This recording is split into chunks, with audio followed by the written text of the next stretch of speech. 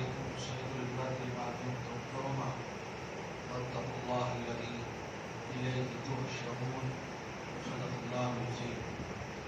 سنی برکت کے لیے تشریف پڑھیے. اللهم صل وسلم وبارك على سيدنا وشفيعنا وحبيبنا ومولانا محمد وعلى آله الكرام وآله الكرام الكريم وآله وأصحابه وبارك وسلم صلی اللہ تعالی علیہ وسلم. سورہ مائدہ سورہ نمبر 5 کی آیت نمبر 96 کا درس ہونے والا ہے. اللہ سبحانہ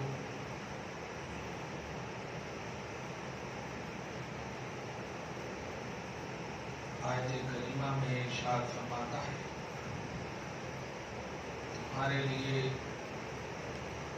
سمندری شکار اور اس کا کھانا حلال کیا گیا ہے. یہ تمہارے اور مسافروں کے فائدے کے لیے ہے. جب حاجی حج کو جاتا ہے، کیونکہ پہلے زمانے میں سمندر سے جایا جاتا تھا، اب ہوائی جہاز وغیرہ سے جاتے ہیں، تو اس زمانے کے اعتبار سے ہی فرمایا گیا کہ سمندر کے ذریعے سے حج کو جانے والوں اگر سمندر کی چیزیں، سمندر سے جو سمندر میں پیدا ہوتی ہے، مچھلی ہے اور بھی بہت ساری چیزیں ہیں جس کی رہائش، جس کی زندگی سمندر میں کٹتی ہو، پیدا بھی وہیں سے ہوئی، تو اس کا شکار حاجیوں کے لیے بھی احرام کی حالت میں بھی حلال ہے. اس کا سمندر وحرم علیکم صید البر ما دمتم حرما، لیکن احرام کی حالت میں خشکی کا شکار وہ نہیں کر سکتے، وہ حرام ہے. مجھے لگتا ہے آسانی سے مجبوری کا عنوان سمجھا جا سکتا ہے، کیونکہ سمندر میں کیا ہے، کھانے اگر ختم ہو گئے تب اس کے علاوہ کچھ ہے نہیں اور جان بچانا بھی فرض ہے، اس لیے وہاں اضطرار اور مجبوری کی صورت ہے. اس لیے اس میں اس حکم میں یہ حکمت بھی ہے. اللہ فرماتا ہے واتقوا اللہ الذی الیہ تحشرون، اور اس اللہ سے ڈرنا جس اللہ کی بارگاہ میں تم سب کا حشر ہونے والا ہے، تم سب وہیں جانے والے ہو، اکٹھا ہونے والے ہو. آیت نمبر 97 میں اللہ پاک فرماتا ہے جعل اللہ الکعبۃ البیت الحرام. جلدی سے جلدی دعا بھی کر دیں کہ یہ ذی القعدہ کا غالباً آخری سنڈے ہے. اس لیے حج کا مہینہ خاص طور سے، بلکہ ایام حج آ جائیں گے. جو حضرات حج کو جا رہے ہیں، اللہ انہیں امن و امان میں رکھتے ہوئے سارے اراکین، سارے ارکان، سارے فرائض و واجبات کی ادائیگی کی کامل توفیق نصیب فرمائے. ہم سب کی دعائیں ان کے حق میں قبول ہو، اور وہ بھی ہم سب کے لیے جو دعا کریں وہ بھی قبول ہو جائے. جعل اللہ الکعبۃ البیت الحرام، اللہ نے کعبہ کو عظمت والا گھر بنایا ہے. مسجد جتنی بھی دنیا میں ہے سب اللہ کی ہے. سورہ جن میں اس کا ذکر ہے وَأَنَّ الْمَسَاجِدَ لِلَّهِ، مسجدیں سب اللہ کی ملکیت ہیں، اور اسی لیے مسجد میں زکوٰۃ کی رقم نہیں دی جا سکتی، کیونکہ زکوٰۃ یہ مال کا کیچڑ ہے اور اللہ کے گھر میں نہیں دے سکتے. اللہ کا گھر ایسے ہی پاک ہے جیسے اللہ پاک ہے. اللہ پاک ہے، اللہ کا گھر بھی پاک ہے، لہٰذا وہاں تعاون، مدد، یہ سب تو وہ سب کر سکتے ہیں، زکوٰۃ وغیرہ کی رقم نہیں دے سکتے. کعبہ حرمت والا گھر ہے. پہلی شان قیام للناس، لوگوں کے لیے سکون اور قیام کا گھر ہے، پرسکون. آپ سب جب حج کو گئے ہوں گے، باوجود کہ آپ ہوٹل میں رہنے کے لیے پیسہ دیتے ہیں، لیکن جب رہتے ہیں تو اتنا سکون ملتا ہے، لگتا ہے بالکل ہم واقعی اللہ کے گھر میں ہیں. دھیان نہیں رہتا کہ ہم ٹیمپرری آئے ہیں، پیسہ دیے ہیں، پیسہ نہیں. قیام للناس، لوگوں کے قیام کی جگہ ہے، رہنے کی جگہ ہے. والشہر الحرام، اور حرمت والا مہینہ ہے. اس مہینے میں کفار بھی تعظیم کرتے تھے، یہ آپ کو معلوم ہے. والہدیہ، قربانی بھی، جو خاص طور سے قربانی حاجیوں کی ہوتی ہے وہ بھی عظمت والی ہے. والقلائد، اور قلائد قربانی کے جانور پہ جو علامت قربانی کی آویزہ ہوتی تھی، لٹکی ہوئی ہوتی، اس کو بھی اللہ نے عظمت والا بنایا. یہ سب اس لیے ہے کہ خود اللہ فرماتا ہے ذالک، یہ سب لتعلموا، تاکہ تمہیں یقین ہو جائے اس بات کا کہ ان اللہ یعلم ما فی السماوات وما فی الارض، کہ اللہ ہی جانتا ہے وہ تمام چیزیں جو آسمانوں میں ہے اور وہ تمام چیزیں جو زمینوں میں ہیں. وان اللہ بکل شیء علیم، اور اس لیے بھی کہ اللہ ہی ہر چیز کا علیم ہے، ہر چیز کو جاننے والا ہے. کیا مطلب ہے؟ یعنی نسبت اگر حاجیوں سے جانور کو بھی ہو جائے تو اللہ اسے بھی معظم بنا دیتا ہے. اسی طرح اگر انسان گھر میں رہے اور کتنی بھی عبادتیں کر لے، وہ سکون اسے اس کے پرسنلی اور ذاتی گھر میں نہیں مل سکتا جو کعبہ میں مل سکتا ہے. چنانچہ آپ دیکھیں 12 نمبر 4 کی فرسٹ پیج کی آیت کریمہ میں اس بات کی صراحت تھی. حضور پاک صلی اللہ علیہ وسلم نے جب تک مکہ کو فتح نہیں فرمایا اس وقت تک سکون مکہ کا ختم تھا، سکون نہیں تھا. دولتوں کے انبار تھے، عیاشیاں، ساری چیزیں ہو رہی تھی، لیکن سکون چھینا جا چکا تھا، امن نہیں تھا. قرآن کہتا من دخلہ کان آمنا، جو کوئی کعبہ میں داخل ہو جائے گا وہ امن میں ہو جائے گا، سلامتی میں ہو جائے گا. جانتے ہیں اس کی وجہ یہ ہے کہ اب چونکہ کعبہ میں نبی کا قدم پڑ چکا ہے، فتح فرما لیا گیا ہے، اس لیے اب اس جگہ کو چونکہ نبی کی قدم سے نسبت حاصل ہو گئی ہے، عظمت حاصل ہو گئی ہے، لہذا اب یہ جگہ امن والی ہو گئی. میں نے ابھی تعمیر ملت کے لیے درس میں ایک جملہ کہا ہے کہ جس جگہ میں امن و سکون کا خاتمہ نظر آ رہا ہے سمجھ جاؤ کہ وہاں پر محمد عربی کا ذکر نہیں ہو رہا ہے. اس کو فتح مکہ سے کمپیئر کر کے میں نے سمجھا ہے کہ آپ بتائیں کعبہ تو بہت پہلے سے تھا، کافر لوگ، عرب کے مشرک لوگ ننگے اس کا طواف کرتے تھے، عورتیں رات میں کرتی تھی اور مرد دن میں کرتے تھے. معلوم ہے اس کا مطلب کعبہ تھا. لیکن آپ بتائیں جس کعبہ کا ننگا طواف ہو رہا ہو وہ کعبہ عزت والا کیسے ہو سکتا ہے؟ وہ کعبہ حرمت والا کیسے ہو سکتا ہے؟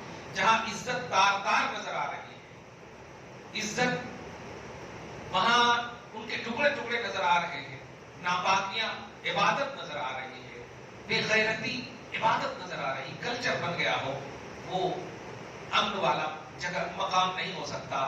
حضور نے جب فتح فرمایا اور فتح فرمانے کے بعد جتنے بھی قیدی بنائے گئے، خاص طور سے آپ غور کریں ابو سفیان وغیرہ پر، یہ سب قیدی، اور انہیں احساس اور یقین بھی تھا کہ میں مجرم ہوں، جرم کا یقین تھا کہ اب تو گردنیں ماری جائیں گی، مکہ فتح ہو چکا ہے.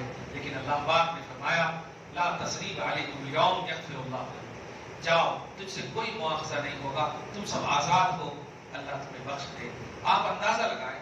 اس کے بعد ابو سفیان کا ایک جملہ سنیے، آ کر کے کہتے ہیں دیکھو میں تو سردار رہا ہوں، ایسا ہے کہ میرے لیے کچھ تو فرمان خاص جاری کرو. نبی نے فرمایا جو کوئی ابو سفیان کے گھر میں داخل ہو جائے گا وہ امن میں رہے گا. اب آپ بتائیں امن کا عنوان دیکھیں کہاں سے مل رہا ہے؟ نبی سے مل رہا ہے. سردار رہا جا چکا لیکن امن نہیں تھا، ابھی بھی ڈر اور خوف ہے. اسی لیے جب نبی نے اپنی فتح کا قدم مکہ میں ڈالا، من دخلہ کان آمنا، اب پوری دنیا کے حجاج کے حوالے سے قربان مسلمانوں کو دے دیا گیا کہ جو کوئی بھی اب اس گھر میں داخل ہوگا اسے امن ہے، چین ہے، سکون ہے، لڑائی کا کوئی خدشہ، خوف نہیں ہے. اللہ پاک اس فکری توحیدی سوچ کو ہمیشہ قائم رکھے اور حرمت کعبہ کو اور عظمت کعبہ کو جو نبی کے قدم مبارک سے ملی ہے اس کو پامال ہونے سے محفوظ فرمائے اور ظالموں کی بدنگاہی سے بھی محفوظ فرمائے. یاد رکھیے گا کعبہ میں نے بھی کہا پہلے بھی تھا اور وہ گھر موجود تھا، اس جگہ موجود، وہی ہے، پورا پوائنٹ آف ورلڈ ہے، وہ مرکزی جگہ ہے، لیکن اسے عظمت ملی. قرآن کے ذریعے سے آپ دیکھیں اللہ فرماتا ہے لا اقسم بہذا البلد وانت حل بہذا البلد. میرے حبیب یہ شہر تو پہلے بھی تھا، جگہ تو پہلے بھی تھی لیکن اسے حرمت اور عظمت نہیں. میں اب اس شہر کی اس لیے قسم یاد کر رہا ہوں کہ آپ اس میں تشریف فرما ہو گئے. تو حضور صلی اللہ علیہ وسلم تشریف لائے وہاں. آج افسوسناک بات ہے یہ انکمپلیٹ نالج کی بنیاد پر انگشت نمائی کرتے ہیں لوگ, انگلی اٹھاتے ہیں لوگ, اور یہ انگلی جو اٹھاتے ہیں یہ ان کی اتنی بڑی نادانی ہے کہ آپ غور کریں. حضور صلی اللہ علیہ وسلم جب پیدا ہوئے تو پیدا ہونے سے پہلے آپ عرب کی پوری ہسٹری کا مطالعہ کریں, کسی کا بھی نام محمد نہیں ملے گا, کسی کا نام محمد نہیں ملے گا. آپ صرف لفظ محمد پر غور کر لیں, نام محمد پر غور کر لیں تو خدا کی قسم سارا مسئلہ ہی توحید کا ختم ہو جائے گا. کیوں؟ اس لیے کہ محمد جو ہے یہ مزمم کی ضد ہے. مزمم میم زال میم میم, مزمم مانے ہوتا ہے جس کی مذمت کی جائے, جس کی مذمت کی جائے, جو قابل مذمت ہو, اور اس کی ضد ہے محمد. اس کا مطلب کیا ہوا؟ جو قابل تعریف ہو. تو محمد کا معنی ہی ہے وہ ذات جس کی سراہنا ہونی چاہیے, جس کی حمد ہو, جس کی تعریف کی جائے. اب آپ بتائیں, نام اللہ پاک عرب کی تاریخ میں جس کا آغاز ہو ایسے نام سے جس نام ہی میں سراہنا اور توہین ہو, نگیٹیوٹی ہو ہی نہیں, ساری پوزیٹیوٹی وہاں نظر آ رہی ہو, تو آپ سوچیں اس نام پر جب اتنا بڑا مقام حاصل ہے اس نام کو, تو اس ذات پر انگلی اٹھانا یہ کتنی بڑی بدبختی ہوگی. یہ تو ایسے ہی ہوا کہ آپ یوں سمجھیں کہ مطلب روشنی میں بھی موجود ہے اور سورج کا انکار کر رہے ہیں. یہ روشنی میں موجود ہے آپ اور کہہ رہے ہیں کہ ہے ہی نہیں سورج. تو سوال یہ ہے کہ کس نے روشنی دی ہے آپ کو؟ یہ اس کو بولتے ہیں ابلہہ, پنی, بے وقوفی, یہ نادانی. اسی لیے آپ دیکھیں گے حضور پاک صلی اللہ علیہ وسلم کے عفو و درگزری کے باب میں ایک یہ بھی کانسیپٹ آپ کو نظر آئے گا کہ نبی علیہ الصلوۃ والسلام نے جب سامنے والوں کو باوجود کہ اللہ کی طرف سے یہ حکم آ چکا, فرشتے آ چکے, آپ سنیں بھی دیکھیں بھی کہ ملائکۃ الجبال پہاڑ کے فرشتے آ چکے ہیں جبریل کے ساتھ. کہاں؟ طائف کے میدان میں. آپ دیکھیں پاؤں لہو لہان کیا گیا, ستایا گیا حضور کو. اللہ پاک نے فرشتوں کو بھیجا اور کہا جا کر کے محمد عربی سے کہو کہ یہ دونوں پہاڑ کو بیچ میں جو رہنے والے ہیں کچل ڈالنے کا حکم ہے, لیکن ایک شرط ہے, آپ اجازت دیں تو. آپ غور کریں, اللہ قادر ہے, قادر ہے, لیکن عظمت کو سمجھیے, لیول کو سمجھیے. اللہ کی بارگاہ میں کتنا اسٹیٹس اسٹرانگ ہے نبی صلی اللہ علیہ وسلم. نبی اجازت دیں تب جا کر کے. تو اس وقت جو نبی نے جملہ کہا ہے, اس جملے کو ذرا عام کیجیے آپ. اللہ کی طرف سے عذاب کا حکم ہو چکا, فرشتے موجود ہیں کچلنے کے لیے, لیکن حضور نے فرمایا اے اللہ میری اس قوم کو اس لیے ہدایت دے دے کہ یہ میرے لیول کو نہیں جانتے. اللہم اہد قومی فإنہم لا یعلمون. یہ مجھے جانتی نہیں, اور جس دن مجھے جان جائے گی وہ توحید نہیں, تعظیم نہیں کرے گی. یہ جملہ بتا رہا ہے کہ جتنے بھی لوگ توہین کر رہے ہیں یا انگشت نمائی یا انگلی اٹھا رہے ہیں, رقیق ریمارک کر رہے ہیں, وہ نبی کو نہیں جانتے ہیں, وہ محمد کی ہسٹری سے واقف نہیں ہے. اس سے ہمارا بھی عقیدہ ایک دم ٹھوس ہوتا ہے کہ یہ لوگ توہین جو کر رہے ہیں یہ نادان ہے, اور نادان کے لیے یہی جملہ ہے کہ اللہ انہیں ہدایت دے دے. محمد پر ریمارک امپاسبل ہے, ایک دم امپاسبل, ہو ہی نہیں سکتا. کیوں؟ اس لیے بھی کرتے ہیں کہ آپ ہم سب تو 1400 سال کے بعد ہیں, صحیح ہے کہ نہیں, لیکن محمد صلی اللہ علیہ وسلم جس وقت تشریف فرما ہے, ابھی اعلان رسالت نہیں فرمائے, ابھی نبی ہونے کا اعلان نہیں. مشرکوں کو تکلیف کیوں تھی؟ وہ ایک اللہ کا حکم نبی کی طرف سے ملتا تھا تو مشرکوں کو تکلیف ہوتی, ہمارے معبود کو برا بھلا بول رہے ہے نہیں. تو مشرک کو تکلیف کی وجہ ہے توحید پرستی, یعنی ایک اللہ کا ان کا مطلب اقرار کروانا. تو اب حضور تو ابھی 40 سال تک بولے نہیں کہ ایک اللہ کو مانو, تو بتائیں 40 سال تک کس میں زندگی کاٹ رہے ہیں؟ ہم تو پڑھ کر کے سمجھے ایمان لائے ہیں نا, دیکھ کر ایمان تو نہیں لائے. تو ہمارا ایمان لانا وہ اہمیت نہیں رکھتا ہے جنہوں نے دیکھا. کو اس انداز میں لائیے کہ دشمن دو طرح کے ہیں، ایک نبی کو دیکھنے والے اور ایک نبی کو بے دیکھے. تو آج کی جو توہین یا دشمنی ہو رہی ہے وہ بے دیکھے ہو رہی ہے کہ نہیں؟ سمجھ رہے نا؟ تو جس طرح ہم اقرار کر رہے ہیں کہ ہمارا ایمان وہ ایمان نہیں جو نبی کو دیکھ کر کے ایمان لائے، صحیح ہے، ان کے لیے قرآن پاک میں مغفرت کی گارنٹی، بخشش کی گارنٹی، اجر عظیم کی گارنٹی، رضا مولا کی گارنٹی ہے، جنت کی بشارت ہے. سمجھ رہے نا؟ ان کے لیے جو دیکھ کر ایمان لائے.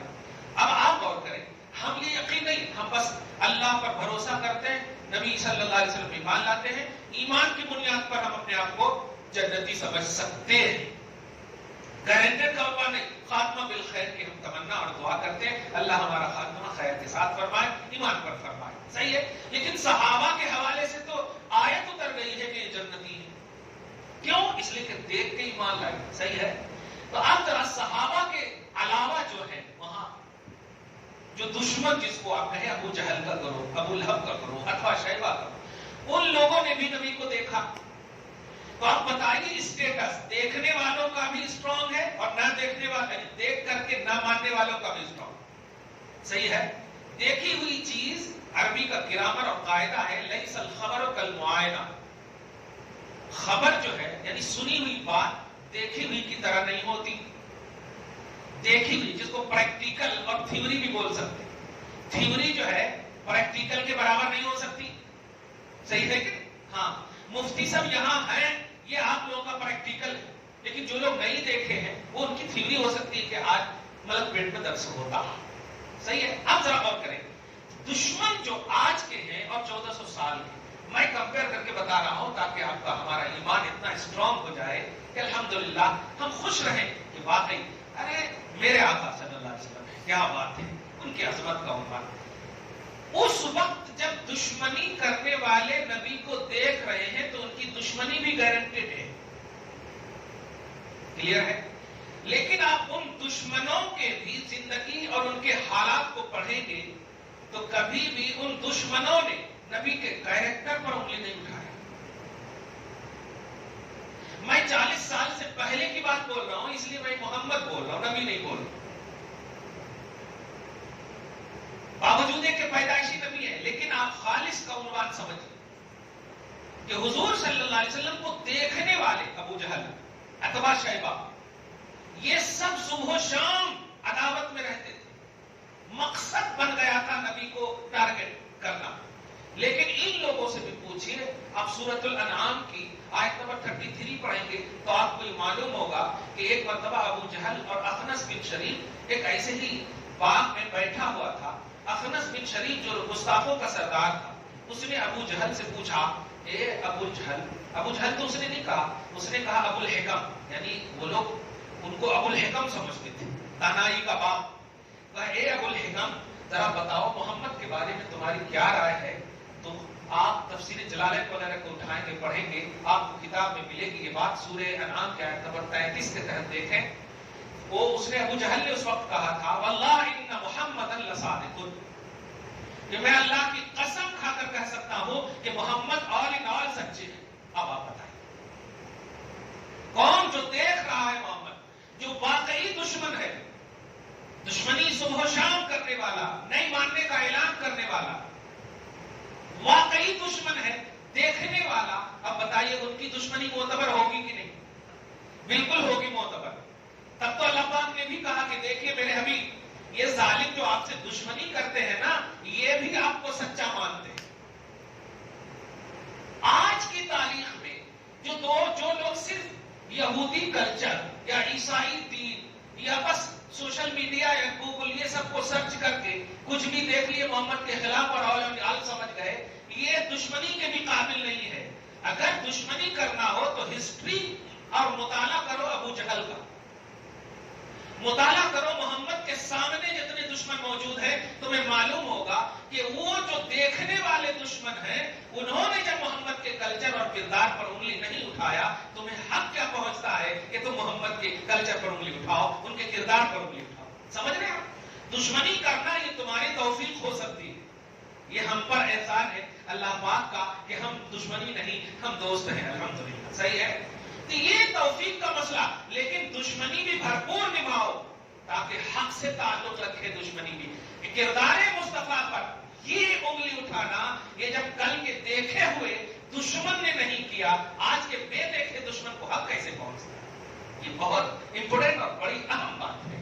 اس لیے جو لوگ اس طرح کی سازش کر رہے ہیں، ہم زندہ ہیں تو دعا کرتے ہیں کہ انہیں صحیح ہسٹری محمد کی معلوم ہو جائے، تو یقین ہے کہ وہ یو ٹرن کر لیں گے، رجوع کر لیں گے۔ اللہ ہم سب کی محبت مصطفیٰ کو سلامت رکھے۔ غور کریں، اللہ پاک فرماتا ہے جعل اللہ الکعبۃ البیت، تو کہہ رہا تھا کہ محمد صلی اللہ علیہ وسلم کا عنوان اگر پازیٹیو ہے تو وہ امن اور سکون کا عنوان ہے۔ میرے حبیب کعبہ میں پہلے بھی سب کچھ ہو رہا تھا، میں دیکھ رہا تھا، لیکن جب تم نہیں تھے، تم نے فتح نہیں کیا، میں امن سکون سب کا خاتمہ کیے ہوا تھا۔ اب سنو، تم آ گئے، فتح ہو گئی، اب جو کوئی بھی اس شہر میں داخل ہوگا امن ہی امن میں رہے گا، سکون میں رہے گا۔ تو وجہ سکون ہے اعتراف محمد صلی اللہ علیہ وسلم۔ بڑا اچھا نکلا۔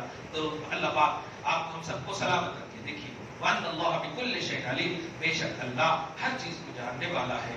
آگے فرماتا ہے نمبر 98 میں، اعلموا ان اللہ شدید العقاب، یاد رکھنا کہ اللہ سخت عذاب والا ہے، اللہ سخت عذاب والا ہے۔ وَأَنَّ اللَّهَ غَفُورٌ رَحِيمٌ، اور اللہ ہی بخشنے والا مہربان ہے۔ ایک دم آسان سا فیصلہ ہو جاتا ہے کہ کنہیں سخت عذاب کا مستحق بنا رہا ہے اور کنہیں غفور الرحیم، کس کی لیے یہ شان فرما رہا ہے۔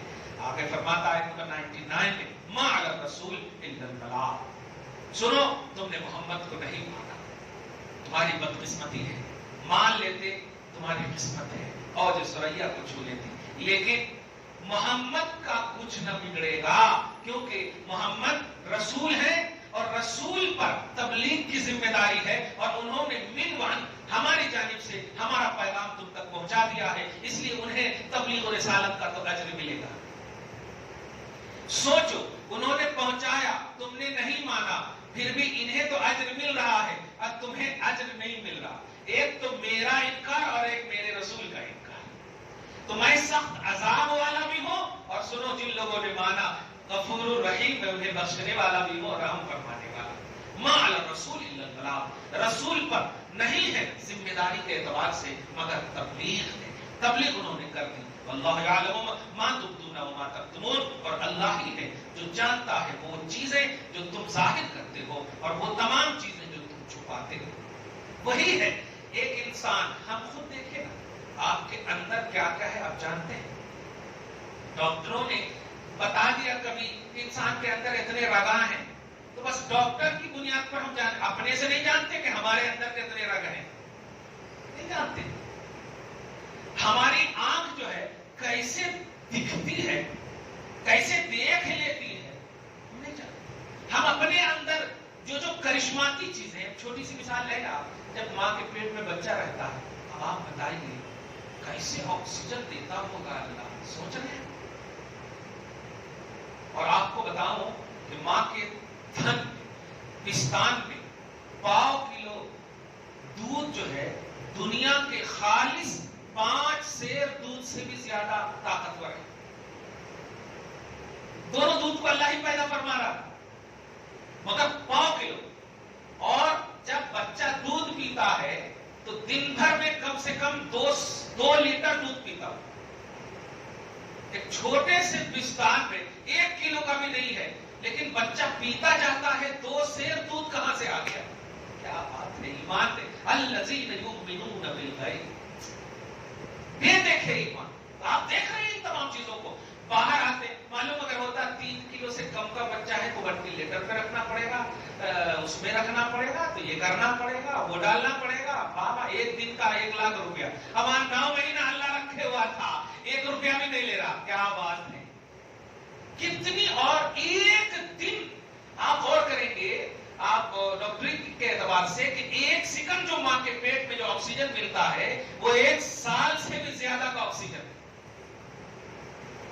اب آپ کو بتاؤں کہ ہماری پہلی بیٹی کا مسئلہ جب آیا تھا تو ڈیٹ دیا تھا انہوں نے، مطلب یہ کہ اس درمیان میں آپ کر سکتے ہیں، اس درمیان مثلا یوں سمجھیے کہ 6 سے لے کے 16 تک کے درمیان آپ جب بھی کر سکتے ہیں، تو میں 16 کو لے گا. ڈاکٹر نے کہا پہلے کیوں نہیں آیا؟ میں نے کہا ایک دن جو ماں کے پیٹ میں اس نے وہ رہا ہے، آپ بتاؤ آپ کی ڈاکٹریت کیا کہتی ہے؟ کیا میں کروڑوں روپیہ بھی اگر خرچ کر دوں تو کیا وہ چیز ملتی جو ماں کے پیٹ میں ملی ہے؟ وہ کھڑی ہو کر کے جھک کر کے سلام کرتی. 1 گھنٹے کی جو چیز اللہ پاک نے انہیں کھلایا پلایا ہے اندر، وہ آپ نہیں دے سکتے. اور جہاں پیٹ سے نکالے تو کبھی تو بخار ہے، تو کبھی تو یہ ہے، کبھی تو وہ ہے، کبھی تو یہ، بس. اور وہ بھی خالی پیسے جن کے کھیلا، پھر یہ انجیکشن دو، وہ انجیکشن دو. کمال ہے. آپ سمجھ رہے اس بات؟ یہ ہے اللہ پاک. تو اللہ تبارک تعالیٰ ایسا قادر ہے، وہ تمام چیزوں کو جانتا ہے جو آپ نہیں جانتے. آپ بلیو کریں. صرف آپ کو عقل دیا ہے، وہ خود کہہ رہا ہے جس نے عقل دیا کہ تم نہیں جانتے. بالکل جانیے. آپ اپنے اندر گھڑی پہنے، بتائیے کتنے پارٹ پرزے ہیں جانتے؟ نہیں جانتے. آپ نہیں جانتے. آپ تو آپ کے اندر جو صبح شام زندگی میں گزر رہی وہ نہیں جانتے آپ. اللہ فرماتا واللہ یعلم ما تبدون وما تکتمون. سنو، میں وہ جانتا ہوں جو تم ظاہر کرتے ہو، اور میں وہ بھی جانتا ہوں جو تم چھپاتے ہو. آگے آیت نمبر 100 دیکھیں. قل لا یستوی الخبیث والطیب. کیا بات ہے. ایمان والوں کو اللہ پاک نے طیب کہا ہے.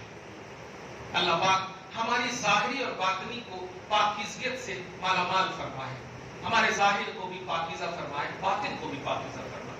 ہماری زبان کو بھی، ہماری حرکت و ادا سب کو پاکیزہ فرمائے. رب فرماتا ہے کہ حبیب مکرم کہیے خبیث اور طیب برابر نہیں ہو سکتے. کلیئر بات یہ ہے. ایمان والے اور کافر برابر. وہ تو فاتحہ والی آیت میں پڑھتے ہیں لا یستوی اصحاب النار و اصحاب الجنہ. اصحاب نار اور اصحاب جنت برابر نہیں ہو سکتے. اصحاب نار کافر، اصحاب جنت مومن. اصحاب الجنت هم الفائزون. اصحاب جنت کامیاب ہیں. سبحان اللہ. ایمان والے ہی کامیاب. اللہ فرمایا حبیب کہیے کہ خبیث اور طیب جو ہے برابر نہیں ہو سکتے. بظاہر تمہیں معلوم ہوتا ہے کہ ہم باغ میں جا رہے ہیں، ہم کھیل کود کی دنیا میں جا رہے ہیں، ہم ادھر ادھر کی دنیا میں جا رہے ہیں. بظاہر آپ کھارے پیرے مست مگن ہیں اس میں، اس کو آپ اچھا سمجھ رہے. نہیں، اگر آپ پیٹ پہ پتھر باندھے ہوئے ہیں اور اللہ اللہ کر رہے ہیں اور خوش ہیں تو آپ پاکیزہ ہے اللہ کی بارگاہ. پاکیزہ ہے اللہ کی بارگاہ میں. تو خبیث و طیب برابر نہیں. ولو اعجبک کثرت الخبیث. اگرچہ عام لوگوں سنو، خبیث کی کثرت تمہیں بھانے بھی لگے، اچھی بھی لگے. اب رشوت کے پیسے یا حلال پیسے چھیں، لیکن پوچھو حلال کمائی کرنے اور کھانے والوں کو کتنا ریلیکس اور کتنا سکون محسوس کرتا ہے. اب پوچھو حرام کھانے والے کو بھی، ادھر حرام کھاتے ہیں، ادھر سر میں درد، ادھر ڈاکٹر، ادھر یہ ادھر وہ، کیسا پریشان. تو پیسے سب کچھ ہے، پیسے دونوں برابر نہیں. اگرچہ خبیث کی کثرت تمہیں بھا لگے، فاتقوا اللہ یا اولی الالباب. اے عقل مندو، اللہ سے ڈرو اور طیب جماعت میں آ جاؤ، پاکیزہ جماعت میں آ جاؤ. لعلکم تفلحون، تاکہ تم فلاح پاؤ، کامیاب ہو جاؤ. تو ایمان وہ عظیم دولت ہے جو آپ کو ہمیں پاکیزہ ظاہری طور پر بھی باطنی طور پر بھی بناتی ہے. آپ ہم سب کی ذمہ داری ہے کہ ہم جس بنیاد پر ایمان لائے ہیں وہ محمد عربی صلی اللہ علیہ وسلم کی عظمت و برتری کے حوالے سے ہمیشہ پازیٹو رہیں. اور یہ ظالم بدبخت نادان مرد ہو یا عورت ہو جو گاہے بگاہے یہ جو زیادتی کر رہے ہیں، یہ اپنا برا کر رہے ہیں، آپ 5 وقتہ نماز میں بھی اور دیگر نیک اعمال میں بھی دعا کریں کہ اللہ انہیں بھی اس طرح سے ہدایت دے جیسے نبی نے کہا کہ اللہ انہیں ہدایت دے. انہیں میری پوزیشن معلوم نہیں، جس دن میری پوزیشن معلوم ہو جائے گی اس دن وہ ادھر نہیں وہ ادھر ہو جائیں گے. اس دن ابو جہل دشمن بنا ہے نا، ان کا بیٹا معلوم ہو گیا میری عظمت اور پوزیشن، اکرما صحابی بن گیا. دیکھیں آپ، کہنا یہی ہے کہ آج حالات کیسے بھی بن جائے، اس سے برے حالات دیکھ چکے ہیں. برائیوں کے دلدل میں صحابہ رہے ہیں، سوشل بائیکاٹ کیا گیا صحابہ کا بھی، نبی کا بھی، لیکن ایمان میں تزلزل نہیں آیا. اس لیے آپ ہم سب فکریں کریں، لیکن اپنے ایمان کے تحفظ کی فکر کریں، اپنی شریعت کی فکر کریں. یہ کیا کر رہے ہیں؟ وہ دشمن ہے تو دشمنی نہیں کریں گے تو کیا کریں؟ دوستی تو کرنے والے ہیں نہیں. لہذا ہم دوست ہیں تو کم سے کم ہم تو حق دوستی نبھائیں، درود کی کثرت کریں، نماز ایکسٹرا نوافل کی بھی کثرت کریں، پاکیزگی کا اہتمام کریں۔ دعا ہے اللہ تعالیٰ آپ کو شاد رکھے، آباد رکھے، نبی پاک صلی اللہ علیہ وسلم کے حوالے سے ہم سب کو جینا نصیب فرمائے، ظاہری اور باطنی پاکیزگی سے مالا مال فرمائے، نیک اعمال کرنے کی توفیق نصیب فرمائے۔ یا اللہ جو حبیب پاک صاحب الاولاد کے حوالے سے نادان ہے مولا، انہیں فہم صحیح اور سلیم نصیب فرما۔ پروردگار دیکھ کر کے پریشانی یقیناً ہوتی ہے مولا، حبیب کے دفاع کے لیے تو نے قرآن کو نازل فرمایا، مولا نبی صلی اللہ علیہ وسلم کے دفاع کے حوالے سے